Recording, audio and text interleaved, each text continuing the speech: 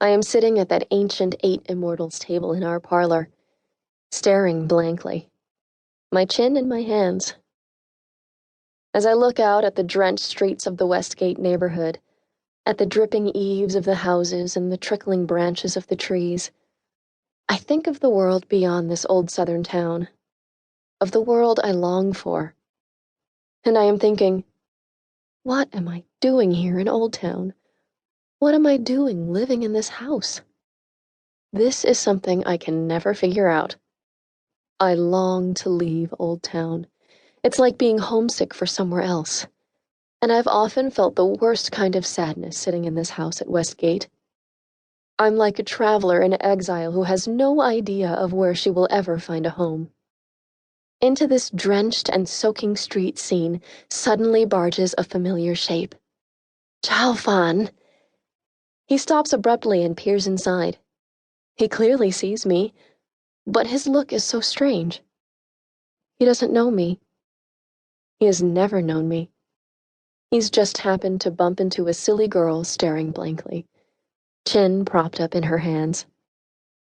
He lets his momentary curiosity pass and is on his way again.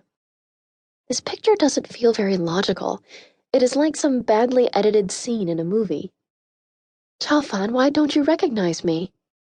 I want to shout to him, but the sounds just won't come out. When I opened my eyes, I was in a moving railway car. The wheels rolled along, galing-galang, galing-galang. The coach swayed and rocked, and the green window curtain rested on my shoulder. I remained in a kind of trance, thinking of Chao Fan on the rain-soaked streets of Old Town. But whether I was still dreaming or not, I couldn't tell. The young man who had been sitting at my side returned to his seat, holding a glass brimming with steaming tea. He was with 2 others just like him, who sat directly across from me and chatted away in the Old Town dialect as if they hadn't a care in the world. Something about making some money up north by reselling dark glasses and fake name-brand watches smuggled in from the coast. In the late 1970s and the early 1980s, the term for smuggling, running private channel goods, was relatively new in China. My first impressions of this sort of thing had been positive. Private channel goods were the genuine article at a fair price, and people who ran such items were unusually resourceful. Right. They even asked me if I wanted to buy a Rolex. I had no idea what a Rolex was. They said it was Switzerland's very best wristwatch and had been imported privately from Taiwan. I knew only that Titoni watches were from Switzerland, and my mother wore one. I had heard that my grandfather, her father, gave it to her as part of her dowry. The watch core was inlaid with 17 diamonds, and I used to wish it would break so that I could get those 17 diamonds, though I had never in my life seen a diamond. The 3 private channel elements spoke to me in Mandarin, taking me for a northern guy. Old Town people thought I grew up looking more and more northern. I had a round face, fair with the slightest tinge of red, and I was taller than most of the girls in Old Town. Grandma looked at me anxiously once and said, "You mustn't grow any more. If you get any bigger, you might have a hard time getting married." And the blood of Northerners really does course through my veins.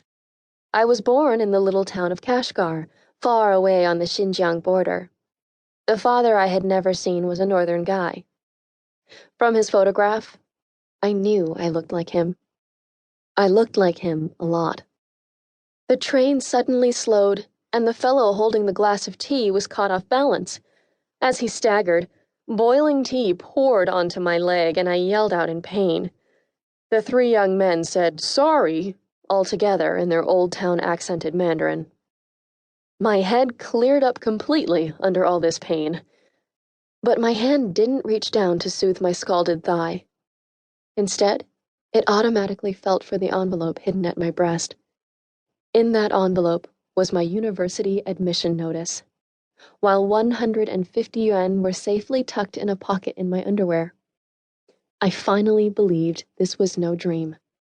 I really was on a journey and leaving Old Town far behind.